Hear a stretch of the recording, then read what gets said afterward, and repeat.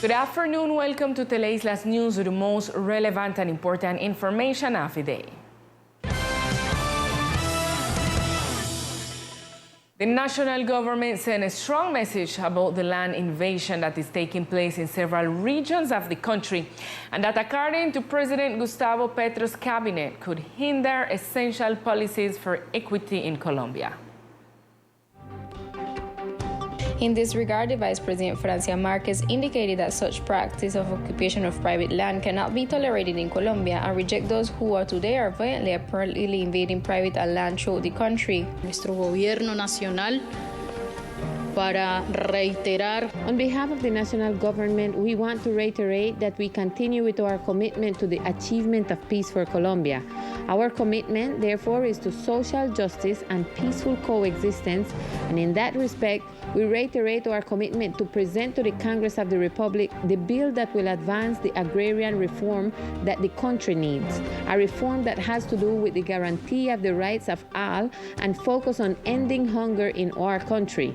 In that sense, we do not accept and reject and request those who today are violently or inappropriately invading private land throughout the country to refrain from this practice. The high official of the national government added, and I quote, that the Constitution demands the guarantee of social, cultural, and economic rights of all Colombians, but also the respect for private property.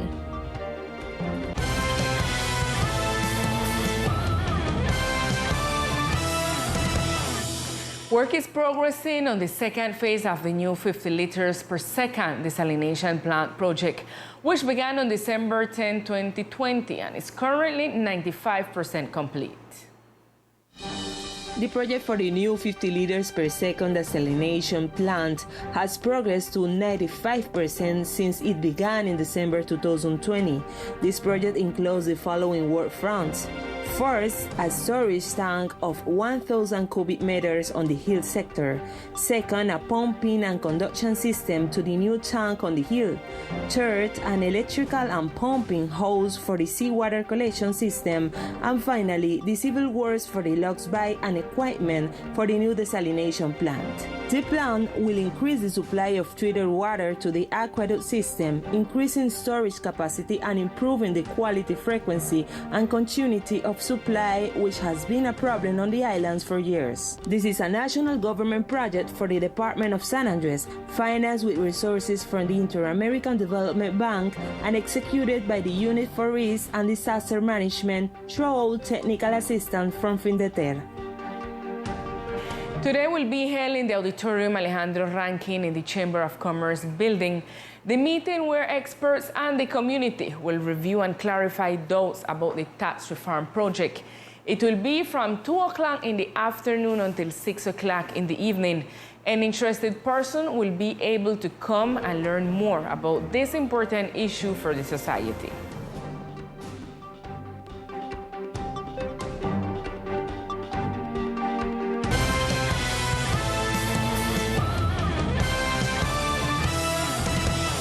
And in other news, the results of the ONDAS projects are already published on the webpage of the National University. The Departmental Committee of the ONDAS Program of the Archipelago, in an extraordinary session this week, approved the 19 research projects registered by students and teachers of the educational institution in Providence and Catlina in the framework of the second call. We want to thank the whole community because after we meet up and the Comité Departamental de Ondas, we get to approve and we got now 13 new group, investigation group in Providence, and also we got 6 more group in San Andres. So we want to congratulate the whole community. We want to thank them to come out, to subscribe, to act and to participate in on this project. So we thank you very much, and well, today we hear from Colegio Modelo Adventista. We want share with the community, so we don't come out, we don't start the project, we help the teachers them and the different people in the community for the project then launch out this week and then the following week. All the results from the second convocatoria, you can find it right in the page on the National University site. In Providence, 13 research projects were presented with the participation of 248 students from the Junín, Bombona, and Boyacá educational institutions, while in San Andres, 6 groups were presented with 94 students in total from the Industrial Technician Sede Urbana, Sueños Alegres, Sagrada Familia, and First Baptist School. The Botanical Garden of San Andres, which is at the disposal of the National University of the Caribbean, is holding a fair for the sale of more than 500 trees to beautify and oxygenate the department. Contributing to the reforestation and agricultural culture of the island, the Departmental Botanical Garden has for sale fruit trees, timber trees, and shrubs for the entire insular community.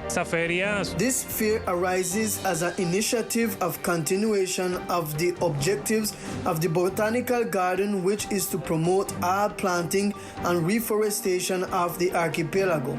We also know that the island has an agricultural history, so the idea is birthed from this connection. In this fair, we have mainly fruit and timber trees in our catalog of trees. We have available 595 trees, fruit and timber. People can access it by approaching the Botanical Garden to the nursery and asking for the Insular Tree Fair. There are no limitations on how many trees a person can take.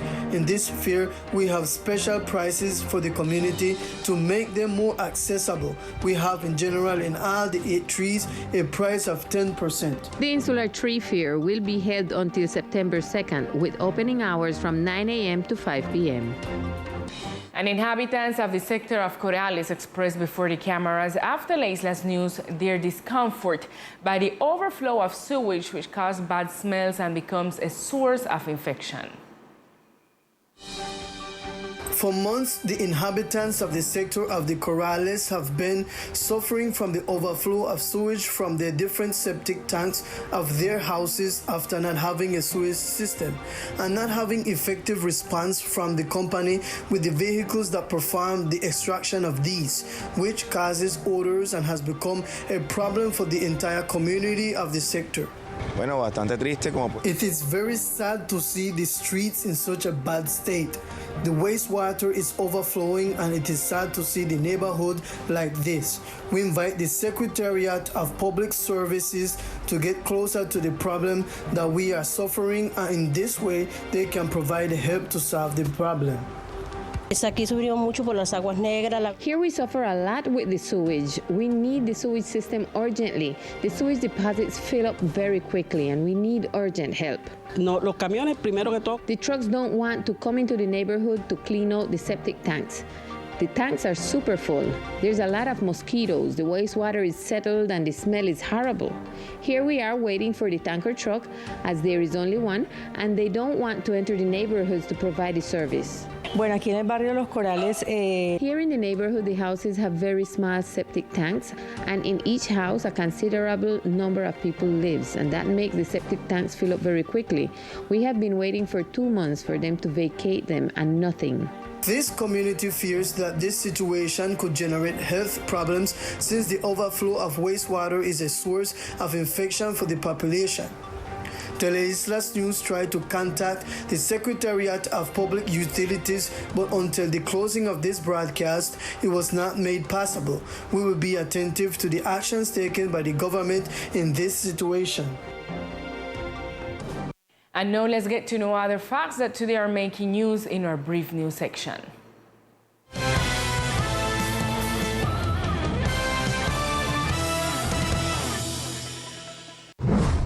The National Police is conducting a prevention and awareness campaign aimed at residents and tourists, informing them of the different types of extortion, self-protection measures, and the 165 hotlines.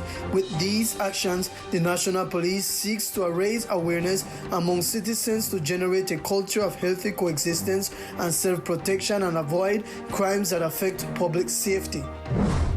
This week began the commemorative events in honor of the Departmental Week of Senior Citizens, which will feature an extensive program full of cultural, artistic, and gastronomic events aimed at providing welfare to this population of the department. The departmental government, through the Tourism Secretariat, informs that those who wish to certify their knowledge as lifeguards in open water will have a course available to evaluate the knowledge of each student and will be held on September 19, 20, and 21 from 7 a.m. to 6 p.m. With this information, we reach to the end of our broadcast, but we see you tonight at 8 p.m. with more of Teleislas News. Good afternoon.